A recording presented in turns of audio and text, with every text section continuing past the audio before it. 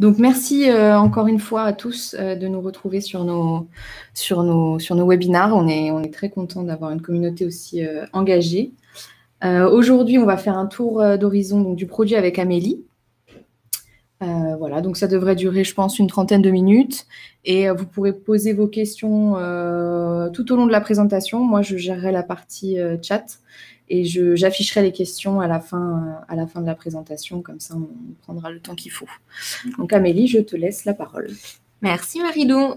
Bonjour à tous. Donc, Amélie Cabrol, je suis business développeur au sein de la société Iterop et aussi du coup en charge de l'élaboration et de l'accompagnement dans vos projets. Donc là, le but de ce webinar, ça va être de voir ensemble finalement l'outil, de vous montrer concrètement comment Iterop fonctionne et en tout cas en faire un tour d'horizon pour que vous puissiez appréhender son fonctionnement et par la suite voir finalement si ça répond aux besoins que vous avez ou aux projets que vous êtes en train de mettre en place. Donc, pour commencer, on va faire une présentation rapide de quand même qui nous sommes, de l'entreprise, de notre façon de travailler, des clients avec qui l'on travaille. Et par la suite, on passera sur l'outil pour voir ensemble comment mettre en place un processus et comment surtout l'orchestrer. Donc, concernant le but d'Iterop, donc Iterop est un outil de BPM, donc de Business Process Management, qui aura pour objectif de vous aider dans la mise en place de vos processus et notamment leur structuration et leur digitalisation. Pour cela, on va se baser sur une échelle donc, qui est inspirée du CMMA pour ceux qui connaissent, qui va finalement définir les différentes étapes, les différents niveaux de maturité de vos processus.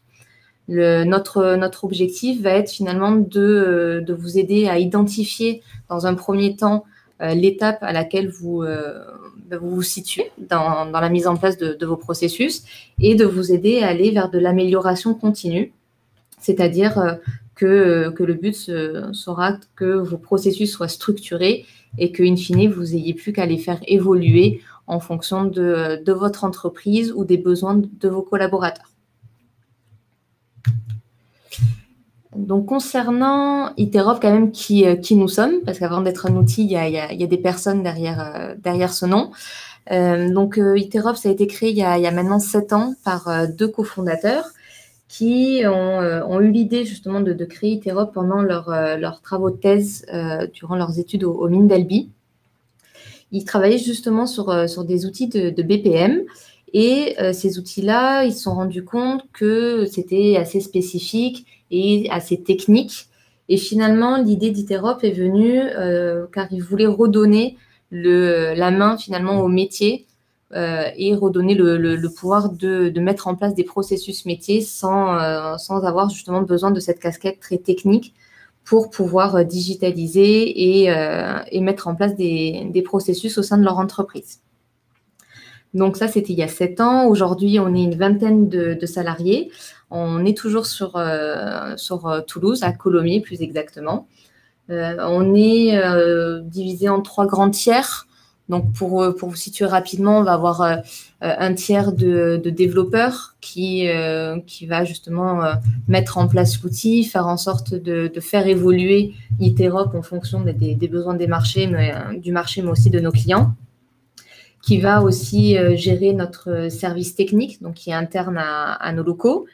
On va retrouver un tiers de consultants qui sont internes à Iterop, qui sont experts BPM, BPMN, donc le langage de modélisation, et pour certains même experts métiers, et qui vont vous accompagner tout au long finalement de votre projet. Donc ça peut aller de la phase d'audit jusqu'au déploiement de vos processus, et ça peut même passer par de la formation pour que vous puissiez finalement acquérir de l'autonomie sur l'outil et être autonome dans la modélisation et l'évolution de vos processus sans faire appel à nous.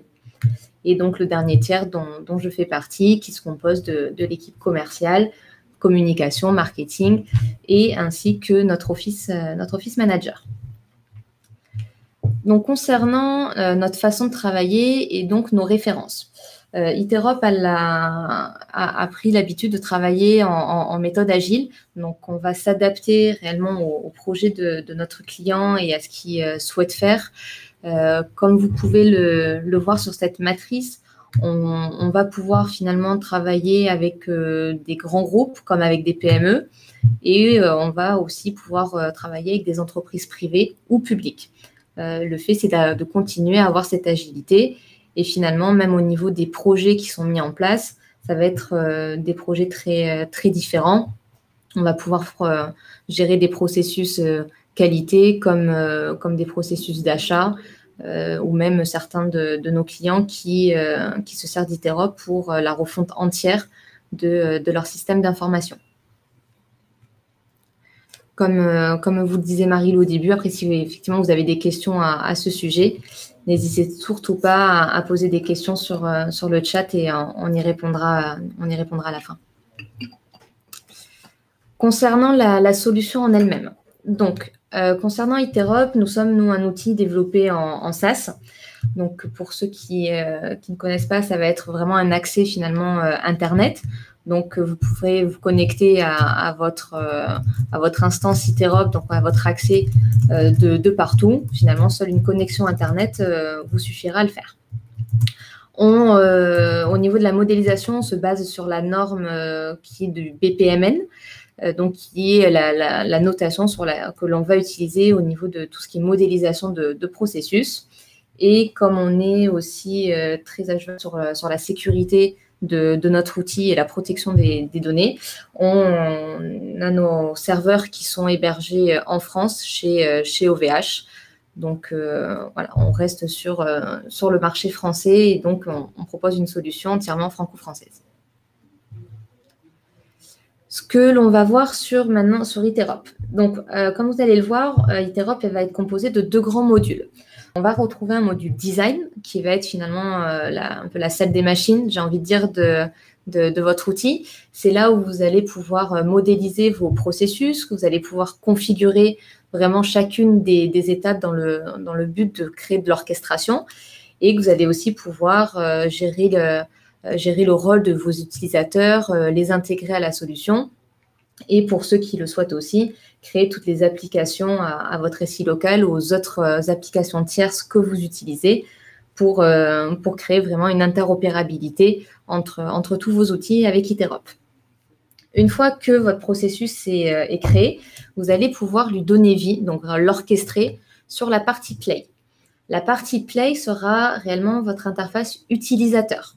Donc, c'est sur cette partie-là, sur cette interface-là, que vos utilisateurs finalement vont se connecter, vont avoir accès à la liste des tâches qu'ils ont à réaliser, vont pouvoir déclencher des process, donc ce qu'on va appeler des initiations de processus, des instantiations, et vont pouvoir, selon après les droits que vous donnez à chacun, suivre même l'évolution de ces process ou avoir accès à des tableaux de bord.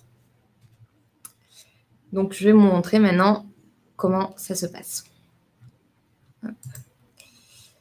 Donc là, si vous voyez bien, je vous ai partagé l'interface Iterop. Donc, je vais me connecter, moi, sur une instance de démo. Donc, si vous pouvez le voir, mon URL, du coup, est au nom de démo. Sachez qu'encore une fois, pour des questions de sécurité, les URL sont personnalisées pour chacun de nos clients et seuls, finalement, les utilisateurs programmés inscrits sur cette instance-là peuvent s'y connecter. Donc, on aura besoin d'un login, d'un mot de passe pour pouvoir y accéder. Donc, on accède directement à l'interface Iterop Play, comme vous pouvez le voir en haut à gauche, et à la liste des tâches. Donc là, actuellement, je n'ai aucune tâche à réaliser. Je suis plutôt bonne élève, donc du coup, j'ai fait mes devoirs. Mais je vais pouvoir finalement déclencher des processus et voir finalement voir ce que ça donne. Donc, pour vous montrer, je vais vous montrer un processus qui est plutôt simple, qui est une validation de documents. Donc, le processus a déjà été créé, mais à tout moment, on pourra voir aussi par la suite comment le modifier. Donc, finalement, je vais aller dans mon onglet processus. Et là, je vais avoir accès à tous les processus auxquels on m'a donné un droit d'initiation. Donc, je vais avoir le droit de déclencher. soit je peux les voir sous cette forme-là. J'ai aussi la possibilité de les filtrer par des tags mis en amont. Et je vais retrouver, par exemple, mon processus de validation de documents. Si je vous montre à quoi ça ressemble, en langage BPMN, c'est un processus assez simple qui ressemble à ça. C'est-à-dire qu'on va avoir ici un événement de départ qui va être notre déclencheur, qui va déclencher donc le processus et donc une tâche de validation de documents. Et à l'issue de la décision prise dans cette tâche, soit on enverra un mail de façon automatique, soit on va pouvoir boucler pour modifier le document afin qu'il repasse en validation. Je vais donc pouvoir déclencher mon processus. Je vais donc faire un numéro de document que j'ai paramétré en disant test, par exemple, démo numéro 2. Je vais pouvoir venir choisir mon document. Sachant que le formulaire là, que vous voyez actuellement, c'est quelque chose qui est complètement personnalisable. D'accord ? C'est vous qui décidez quelle variable finalement vous allez mettre dans vos différents formulaires.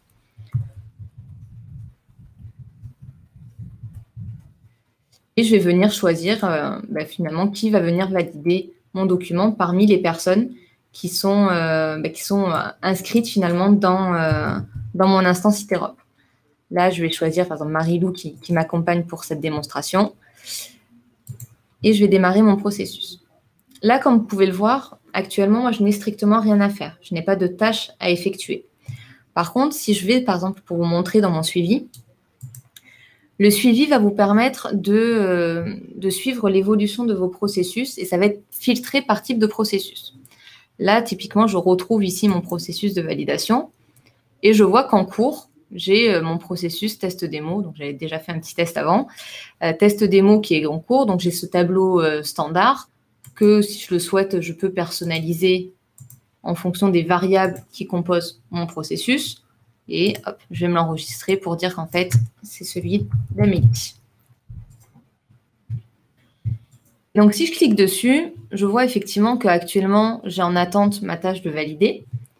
Et dans les détails, je vois que je retrouve les informations que j'ai déjà renseignées et je vois que Marie-Lou, du coup, a une tâche en attente.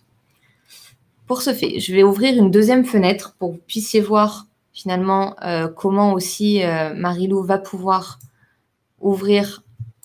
Et alors, attendez, je vais ouvrir deux fenêtres. Hop.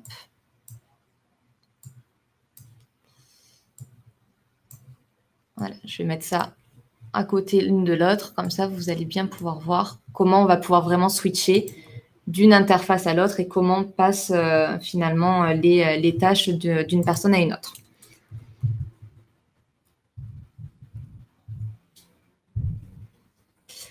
Donc là, comme vous pouvez le voir, par exemple, Marie-Lou, elle, dans son interface Iterop, a reçu des tâches de validation à réaliser. Alors Marie-Lou, peut-être que tu veux du coup réaliser les tâches. Oui, je vais ouvrir ma tâche de validation. Donc là, elle voit la tâche. Donc là, bon, vu qu'on a réduit un peu l'écran, on va dire que l'affichage est tel un affichage tablette.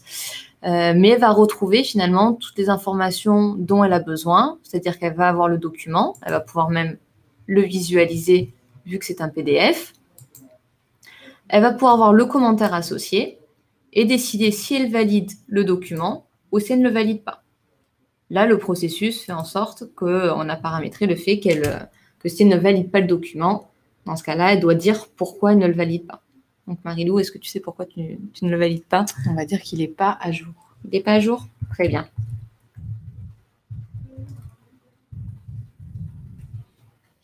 Et elle va pouvoir finaliser sa tâche.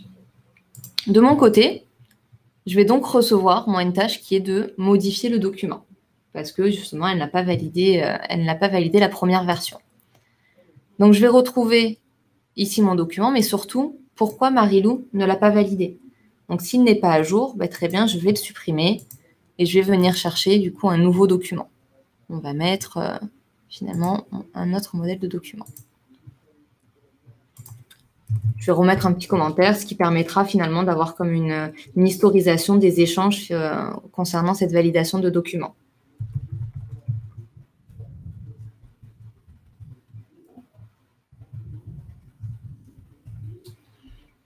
et je finalise. Marie-Lou, donc, va de nouveau recevoir une tâche de valider le document. Et donc là, par exemple, elle pourra décider, est-ce que cette fois-ci, c'est parfait. Tu valides? Super.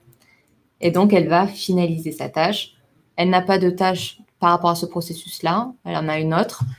Mais par exemple, si je vous montre moi dans mon suivi, donc en cours, j'ai toujours le test, par exemple, que j'avais effectué. Mais si je vais dans mes terminés, je vais voir, par exemple, les différents processus que j'avais terminés et dont le dernier, que je vois qui date effectivement du 9 juillet, où je vais retrouver aussi toutes les informations et toute l'historisation des documents qui ont transité dans le processus et également le fait qu'il y ait bien un mail qui se soit envoyé de façon automatique et qui se soit implémenté de bonnes informations pour le destinataire. Donc, comme je vous le disais, ce processus, ce n'est pas quelque chose de figé. Quand on parle d'amélioration continue, c'est vraiment le fait de pouvoir le faire évoluer en permanence. Donc, si je le souhaite et si du coup j'ai un statut aussi de designer ou d'administrateur, je vais pouvoir le faire évoluer, le modifier par exemple ce processus. Pour ça, je vais pouvoir aller dans Interop Design. Donc, l'accès à ce bouton se fait uniquement si on a un statut de designer ou d'administrateur, ce qui nous permet de passer dans notre fameuse salle des machines, donc dans notre fameux Interop Design. Et donc là, si je vais dans mon processus qui a été déployé, que je le recherche, je vais avoir ici ma validation de documents. Je vais avoir mon processus et puis à tout moment, je vais pouvoir le faire évoluer.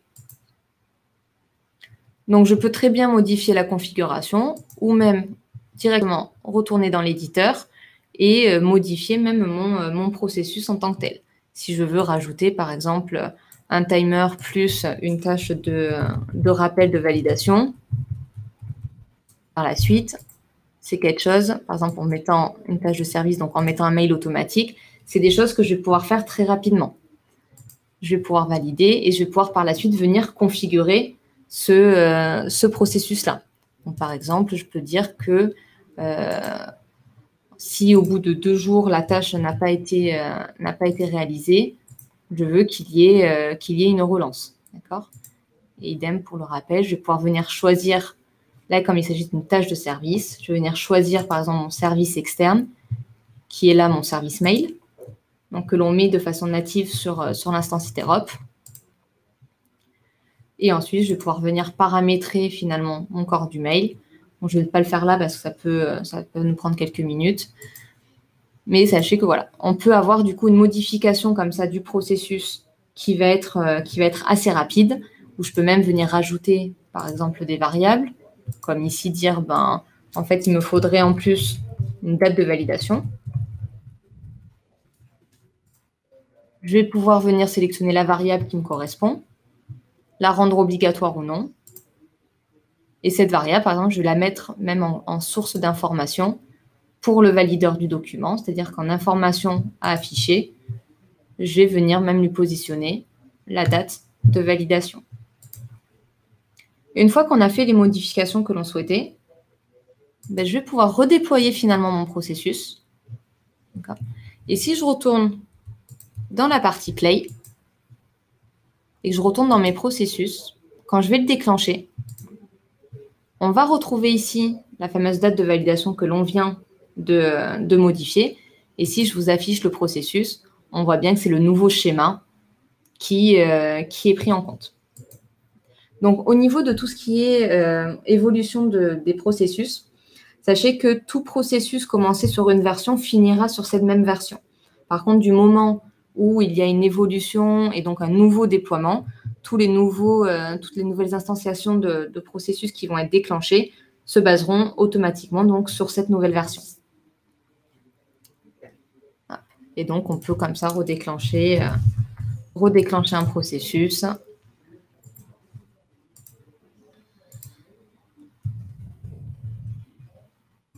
On peut remettre Marie-Lou.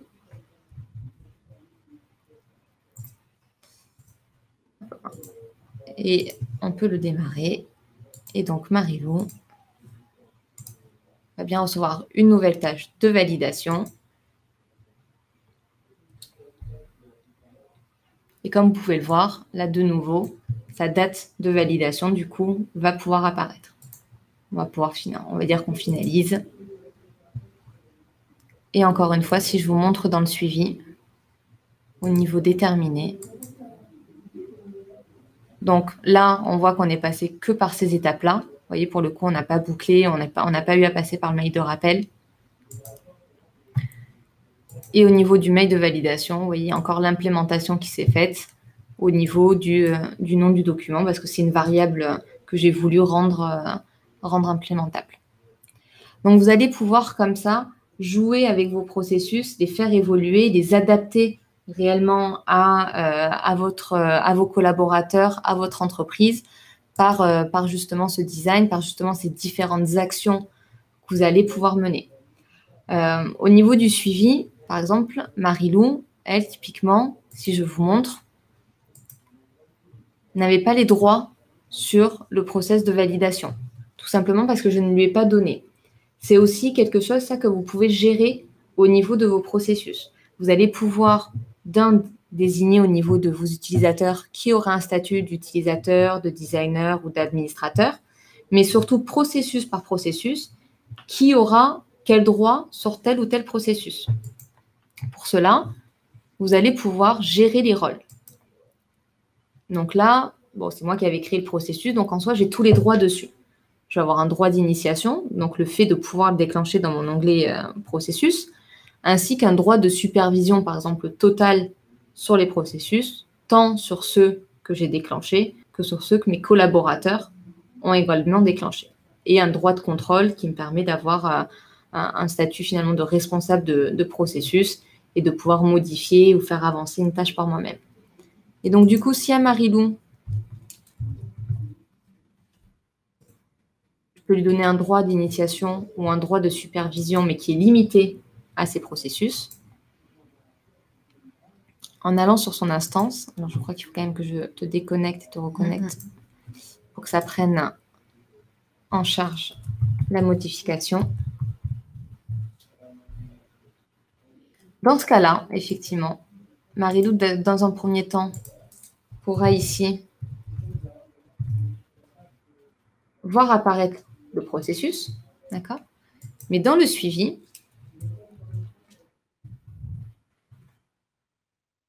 va pouvoir aussi voir apparaître maintenant la validation de documents, d'accord? Sauf que vu qu'elle n'en a pas initié pour le moment, elle ne verra pas ceux par contre que moi j'ai déclenchés, parce qu'elle aura une supervision qui sera limitée. Au niveau du design, si vous le souhaitez, on a aussi du coup d'autres paramétrages qui peuvent être utiles, comme donc la gestion des utilisateurs, qui vous permettra donc de créer vos utilisateurs, de leur donner un premier statut, d'accord, et aussi du coup de pouvoir gérer les groupes. Donc, une personne finalement peut appartenir à plusieurs groupes, ce qui vous permettra aussi de faire des affectations, on va dire, collectives, collaboratives de tâches. Et donc, certaines tâches peuvent être affectées à un groupe. Et donc, la première personne qui voit la tâche va pouvoir la réaliser pour le reste du groupe. On aura aussi la possibilité d'avoir une gestion des données métiers, donc par du référentiel métier, par exemple, ou la gestion des connexions externes. Donc, comme je vous disais, par rapport à vos applications tierces, ce que je vous propose, c'est que si vous avez des questions à ce sujet, j'y reviendrai à ce moment-là. Comme je vous l'expliquais aussi au niveau de Iterop Play, vous avez donc cette possibilité de suivre l'évolution de vos processus, mais également de suivre des indicateurs de performance. Donc, pour cela, on va pouvoir créer des tableaux de bord. Je vais vous en montrer un qui a été automatisé finalement à partir de plusieurs processus et de plusieurs variables pour faire des jolis graphiques. On va pouvoir finalement créer ce genre de KPI, ce genre de données qui vous permettra donc de calculer finalement des variables qui composent vos processus. Donc, on peut, si on reprend notre exemple de validation de documents, calculer le nombre de demandes que l'on a eues dans le mois. Ou on pourrait, si l'on met la variable dans le processus et qu'on demande le service concerné, voir en fonction des différents services qui fait le plus de demandes ou pas. Idem, par exemple, pour tout ce qui est des demandes d'achat ou des suivis de vente, si vous avez des processus commerciaux, on va pouvoir suivre finalement les données qui vous sont importantes et que vous avez besoin de voir de façon assez rapide dans vos rapports. Donc, comme vous voulez voir, on peut voir des données assez figées, des données camembert ou même des données qu'on va pouvoir même filtrer finalement en accédant de façon beaucoup plus précise à certaines données filtrées. Donc là, pour ceux qui sont un peu amateurs par exemple d'Excel, ça va fonctionner comme des tableaux croisés dynamiques. Et d'ailleurs, tous ces indicateurs, vous pouvez à tout moment les transformer en tableaux et vous les exporter aussi par la suite. Idem pour les tableaux de suivi, vous pouvez également en faire des exports si vous le souhaitez. Voilà un peu comment, dans un premier temps, je peux vous donner une première vision, en tout cas, d'Iterop et de son fonctionnement au niveau des processus. Je vais peut-être commencer à répondre à quelques questions, ce qui pourrait permettre de voir s'il y a d'autres points sur lesquels vous avez envie d'avoir plus de détails. Oui, bien sûr, on peut vous envoyer la présentation à la fin et il y aura même le lien pour regarder le webinaire en replay qui vous sera envoyé. Donc, vous aurez tout à disposition.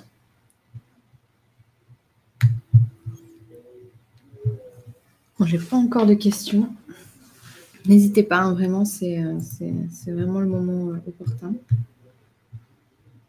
Alors, même si vous avez des questions qui concernent un peu plus vos projets métiers ou des questions un peu plus techniques ou sur des points en particulier, n'hésitez pas à en poser. C'est le moment, du coup, que je puisse vous montrer de façon peut-être plus détaillée certains points. Car pour le moment, voilà, j'ai fait quelque chose d'assez générique pour que ça puisse répondre au plus grand nombre. Alors, ça y est, on a plusieurs questions. Alors, est-ce que cela peut être utilisé sur le téléphone? Alors, oui, Iterop est responsive. Donc, en gros, pour vous donner une idée, ici, vous avez une vision. Alors, je vais peut-être reprendre, par exemple, une tâche. Alors, bon, là, il n'y a pas de tâche, mais alors, je vais reprendre Marilou, celle que tu avais en attente. On va avoir là, par exemple, une vision ordinateur, d'accord, d'Iterop et donc, du coup, des tâches à réaliser. Si je réduis l'écran, ben là, comme vous pouvez le voir, on va avoir une vision plutôt tablette de comment va se présenter une tâche. Et puis, si je réduis encore, on va avoir une vision, on va avoir une vision de téléphone de comment va se présenter une tâche à réaliser. Et donc, vous voyez, ça va se mettre en fait à la suite, l'information et le formulaire à la suite l'un de l'autre, au lieu d'être d'une part et d'autre de l'écran. Mais vous pouvez complètement, du coup, l'utiliser sur votre téléphone. Alors, est-ce que vous pouvez nous donner une idée de l'éventail des services avec lesquels on peut interfacer un processus? Alors, l'éventail va être très large. Si je reviens, par exemple, donc pour vous montrer au niveau des services, donc je vais aller sur mon onglet services. Au niveau des connexions, vous allez pouvoir réaliser tout un type de connexion. Alors, je pense que pour 90% des cas, ça va être des connexions API REST qui vont s'établir. Finalement, la seule limite qu'il va y avoir, ça ne sera pas d'Iterop, mais ça sera de l'outil que vous souhaitez connecter. C'est-à-dire, finalement, quelle communication cet outil autorise et quel accès il va permettre à Iterop pour pouvoir créer de la connexion. Mais on va se connecter avec du CRM, avec de l'ERP, avec du Drive. Pour vous donner un exemple, nous, en interne, on utilise par exemple toute la suite Google et Iterop est complètement connecté, que ce soit au Calendar, au Drive, à Gmail. On va pouvoir comme ça se connecter à plein d'outils. Après, est-ce que vous avez peut-être un service en particulier que vous voulez interfacer? Je ne sais pas si vous voulez préciser à ce niveau-là. Mais voilà, la vraie limite, ça va être vraiment la connexion de l'outil en face. Sachant que Iterop, lui, de son côté, a une API qui est totalement ouverte et on met même à disposition notre documentation API si vous souhaitez venir récupérer de la donnée sur Interop durant vos connexions. Alors, il n'y a pas eu de demande de précision, donc je vais passer à la question suivante. Oui, est-ce que tu peux nous montrer un exemple de référentiel métier? Oui, bien sûr. Donc, les référentiels métiers, vous allez donc pouvoir les trouver ici dans les listes liées. Donc, les listes liées vont être par exemple des listes que vous allez pouvoir utiliser durant vos formulaires. Et les référentiels métiers vont plus être comme des bases, par exemple, on va prendre cet exemple-là, comme des bases de données ou vraiment des tables à plat qui vont être mis en place. Donc, comme vous voyez, ça va être des colonnes et des lignes qui vont être représentées. Pour les créer, alors, vous pouvez finalement importer directement un fichier en CSV qui vous permettra donc d'intégrer directement votre référentiel métier sur Interop. Et le fait que chaque ligne finalement montre plusieurs informations, on va pouvoir jouer sur ça au niveau des formulaires de vos processus et pouvoir créer des dépendances comme ça lors de la création de vos formulaires. Ce qui peut du coup améliorer l'utilisation d'Interop et faciliter le remplissage de certaines variables. Alors, si j'ai des tâches importantes qui vont m'être attribuées, mais que je suis sur le point de partir en congé, comment peut-on contourner ce problème? Alors, vous avez la possibilité de déléguer votre compte. Donc, pour cela, il vous suffit, je retourne dans Interop Play, d'aller dans vos paramètres et de faire une délégation de compte. D'accord? À partir de là, au niveau de la délégation de compte, vous allez pouvoir choisir une période. Donc, par exemple, je veux dire que je pars par exemple du 9 juillet, donc d'aujourd'hui à la semaine prochaine, et que je veux déléguer mon compte, par exemple, à Marie-Lou. C'est bon? Ou même à d'autres personnes. Mais si je veux, je peux très bien dire, par contre, en août, je sais que Marie-Lou sera aussi en vacances à ce moment-là, donc je vais peut-être déléguer, alors je vais peut-être, je ne sais pas moi, prendre du 17 au 21. Et là, par contre, je vais pouvoir choisir, je ne sais pas, par exemple, Aurélien. Ou Laure. Allez, on me présente Laure. Et donc, je vais pouvoir aussi décider si je leur donne accès uniquement à mes tâches ou si je leur donne aussi accès au suivi que j'ai des processus. Parce que je vous rappelle que au niveau des suivis, vous pouvez personnaliser le droit en fonction de chaque personne ou groupe de personnes. Donc là, je sais du coup que mon compte va être délégué. Et si je vais sur... Non, pareil Marie-Lou, je vais te déconnecter et te reconnecter.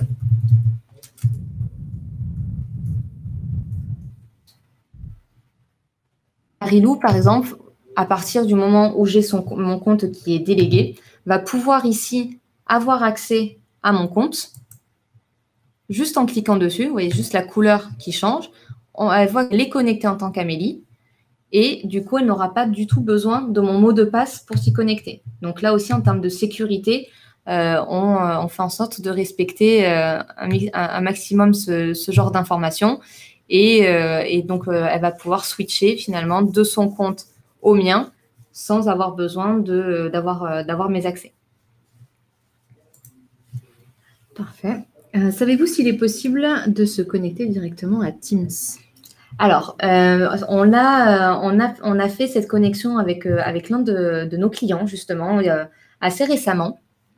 Justement parce qu'ils avaient mis en place Teams au sein de leur équipe et qui voulaient, au niveau de tout ce qui était changement, y aller tranquillement, on va dire.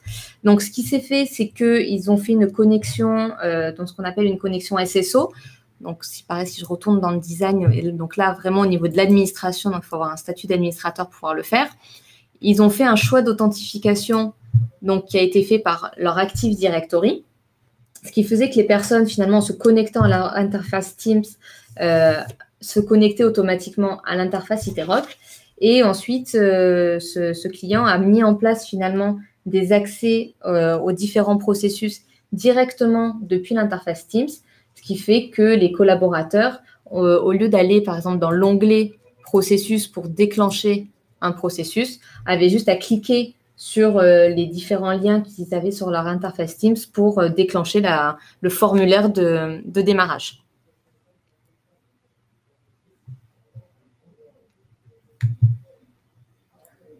Alors aujourd'hui, beaucoup de BPM deviennent aussi des case management, donc process déstructurés par rapport au BPM.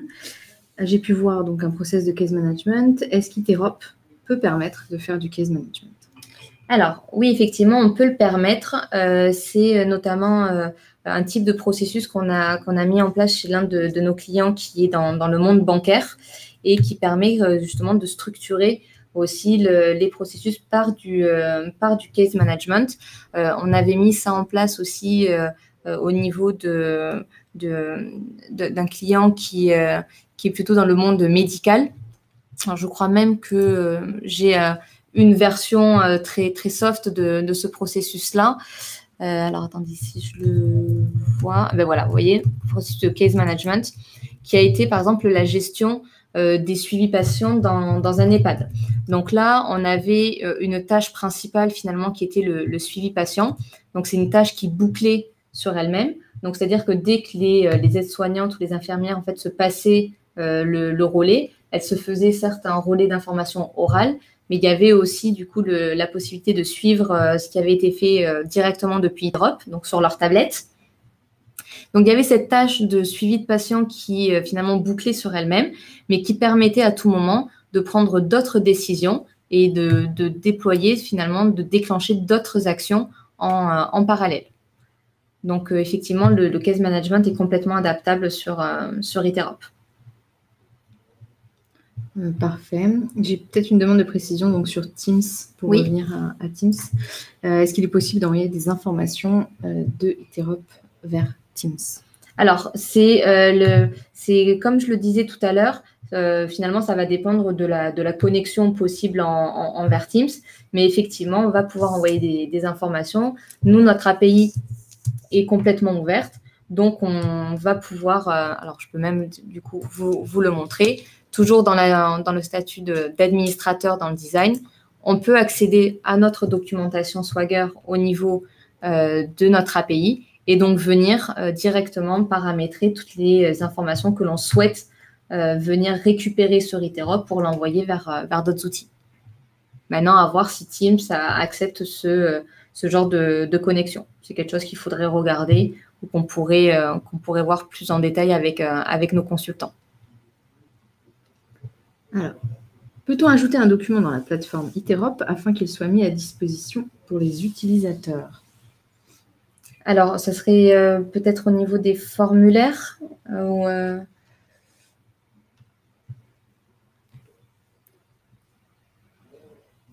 je ne sais pas, est-ce que c'est au niveau des formulaires que du coup, il faudrait ajouter peut-être ce document ou est-ce que ça serait un document informatif? Parce que donc par exemple, si je prends l'exemple effectivement de le mettre en formulaire, donc on a la possibilité de le mettre, comme vous l'avez vu, là, pour la validation de documents, de pouvoir ajouter des documents, mais on a aussi la possibilité de mettre en information finalement, de détailler les étapes de processus.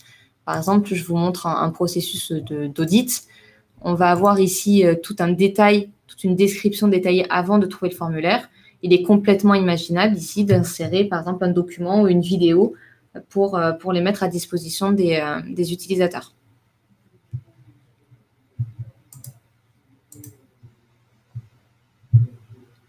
Oui, alors il précise que oui, c'était dans un formulaire. D'accord. Okay. Donc, j'espère que j'ai bien répondu à votre question. Alors, est-ce qu'il est possible de sauvegarder ses préférences de filtrage lorsqu'on supervise donc des processus initiés? Oui. Alors, peut-être je l'ai montré un peu vite tout à l'heure, mais c'est vrai que tout à l'heure, quand j'ai paramétré finalement mon tableau avec les différentes variables que je voulais voir, alors on peut aussi rajouter par exemple des filtres en disant peut-être que je veux voir que les demandes de validation qui ont eu lieu d'une date à une autre, ou peut-être même enlever des variables. Le fait ici d'enregistrer ces préférences va nous créer ici un filtre personnel qui nous permettra par la suite directement d'accéder à la personnalisation du coup du filtrage du suivi que l'on souhaite faire. Très bien. Alors, si je veux vérifier la bonne marche de mon processus, mais que celui-ci comprend l'envoi de mails aux collaborateurs, suis-je obligé de surcharger inutilement leur boîte mail? Alors non, vous n'êtes pas obligé de le faire. C'est-à-dire que vous pouvez déjà voir aussi dans Iterop comment avance le processus et l'option de rajouter des mails. Après, c'est vous qui le décidez lors de la modélisation de vos processus. Ce n'est pas du tout quelque chose d'obligatoire. Donc, si vous ne voulez pas mettre de rappel de mail ou mettre des envois de mails automatiques lors de la mise en place de vos processus, vous pouvez entièrement le décider. Alors, a-t-on la possibilité d'intégrer Google Drive en standard?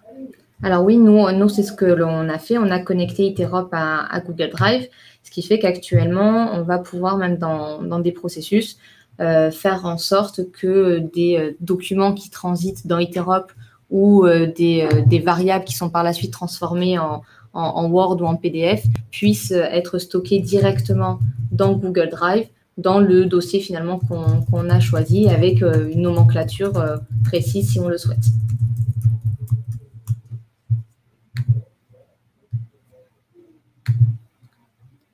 Super. D'ailleurs, je crois même qu'on a, si je ne dis pas de bêtises, une vidéo de connexion à Google Drive sur notre doc. Alors, j'ai pas d'autres questions pour le moment. On a encore un peu de temps, donc n'hésitez pas.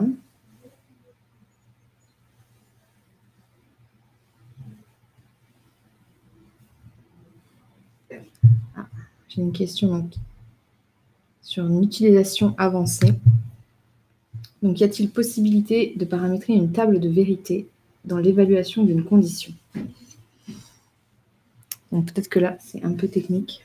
Alors, c'est juste le table de vérité. Est-ce que vous pouvez juste préciser ce que vous entendez par là?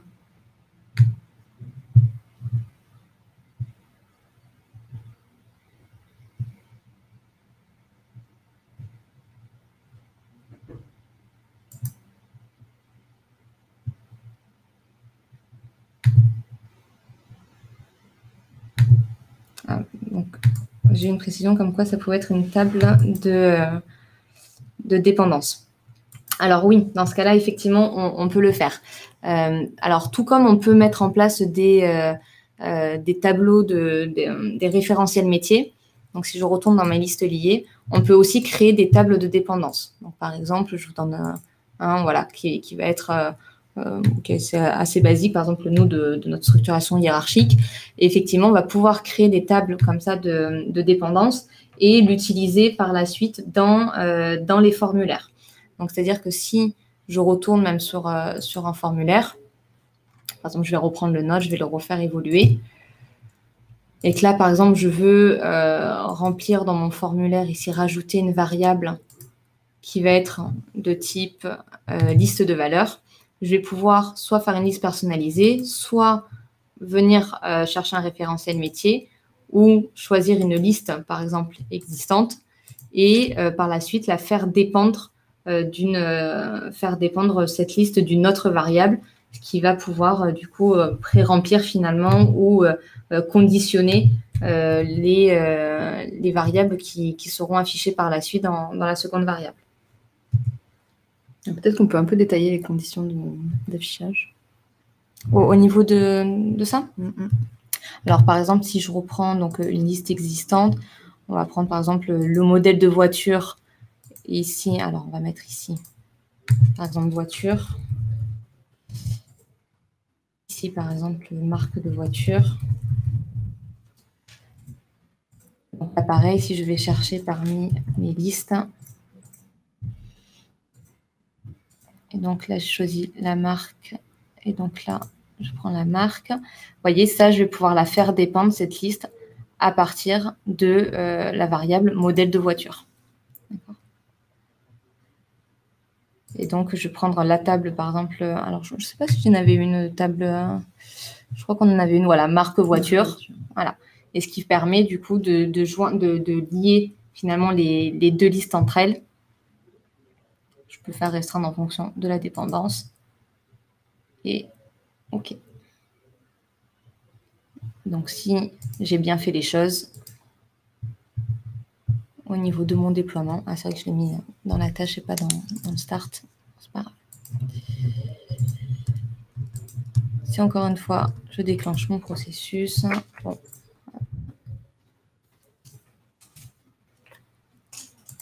Là, pour le coup, je vais me mettre à moi-même. Comme ça, j'ai la tâche.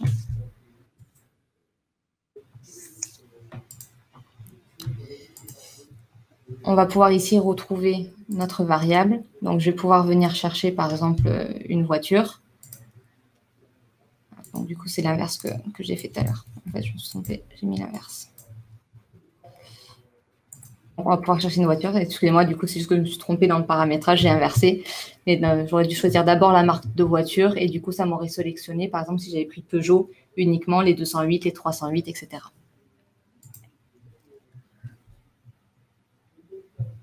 Alors, quels sont du coup les moyens de tester un processus? Alors, on a mis en place récemment un mode test dans Iterop. Donc ça, vous pouvez le retrouver dans le design. Donc, ce n'est pas accessible aux utilisateurs, mais vraiment aux designers et aux administrateurs. Donc, quand je suis sur un processus, donc par exemple, si je le fais monter en version, avant de pouvoir le déployer, je vais pouvoir utiliser ici le mode test. Ce mode test qui va me permettre, par exemple, soit de tout faire passer en tâches humaines, donc c'est-à-dire que même les tâches de service ou de script, voir vraiment, mais surtout, de façon automatique, ça va m'affecter à moi-même, lanceur du processus, toutes les tâches. C'est-à-dire que c'est vrai que pour chaque tâche, vous allez configurer finalement l'affectation des personnes ou des groupes de personnes. Le fait de le tester en mode test fait que vous allez pouvoir avoir l'affectation qui se fera automatiquement vers vous. Et donc, vous allez pouvoir comme ça tester le processus avant de le déployer et de le rendre accessible aux utilisateurs. Vous voyez, si on le déclenche, on va pouvoir démarrer le processus en mode test. Et donc, dans Iterop Play, on voit bien qu'on a ici le mode test qui est développé. Et ce n'est pas du coup un processus qui est orchestrable dans la partie Play par l'utilisateur simple.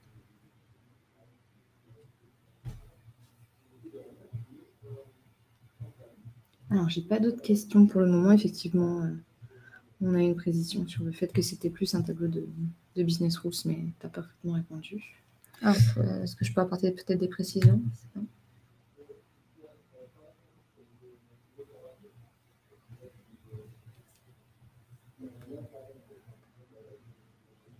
Non, il nous reste encore une dizaine de minutes, donc n'hésitez pas.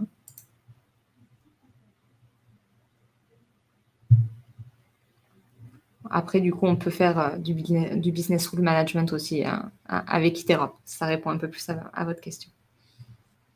Et c'est vrai que pour ce type de questions, après, je vous invite aussi dans ce cas-là à nous contacter pour qu'on puisse en discuter avec des consultants qui vous apporteront du coup vraiment la compétence métier et technique de l'outil sur ce type de questions. Alors, on a une question. Est-il prévu d'interfacer Iterop à des bases Oracle?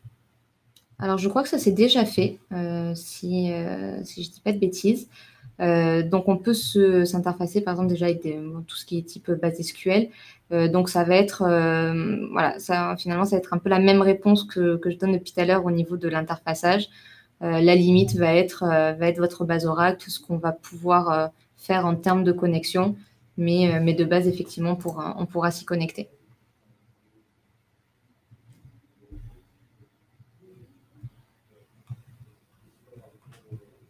Alors, sur les formulaires, on a une question sur le format de données. Donc, est-ce qu'il est possible d'obliger l'utilisateur à renseigner un texte au format téléphone ou email? Oui, ça, vous pouvez le paramétrer. Donc, pareil, je vais retourner dans mon design. On va refaire évoluer notre processus. Donc là, par exemple, j'aurais pu rajouter une variable, effectivement, par exemple, mail ou téléphone. Et si je veux, par exemple, effectivement que ça soit un email, je vais être en champ texte, mais dans mes options avancées, je vais pouvoir choisir en type email ou téléphone. Et donc là, la personne aura l'obligation finalement de mettre quelque chose avec un arrobase et un point. Sinon, ça ne sera pas validé. Par exemple, si je fais juste amélie.cabrol et que je mets rien d'autre, vous voyez, l'encadré reste au rouge. Ça veut dire que la donnée, du coup, n'est pas valable. Vous voyez, et ça vous dit exactement pourquoi ce n'est pas valable, parce que l'exemple attendu, ça va être, par exemple, quelque chose, iterop, arrobas, pardon, quelque chose, .com.fr.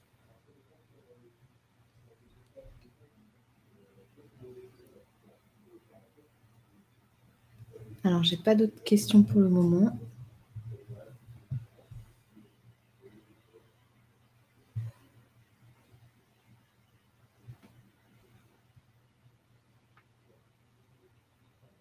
Après, bien sûr, si vous avez des questions qui vous arrivent par la suite, on sera quand même disponible et vous pouvez bien sûr nous appeler ou nous envoyer un mail pour qu'on puisse en discuter et parler plus en détail de votre projet.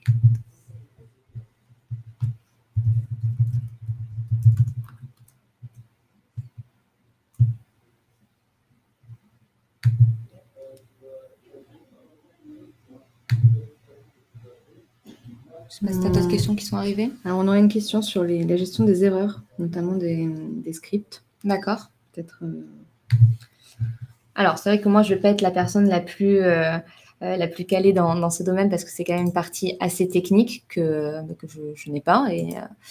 Et c'est pour ça qu'on a des consultants et des développeurs pour cela. Mais effectivement, ici, vous avez une gestion des erreurs qui est possible. Ce qui fait que dès que vous avez une erreur, et là, par exemple, typiquement, on va savoir d'où vient la tâche d'erreur.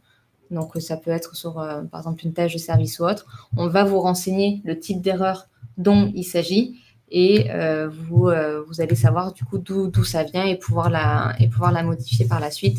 Du coup, idem pour les cas d'erreur au niveau de vos scripts.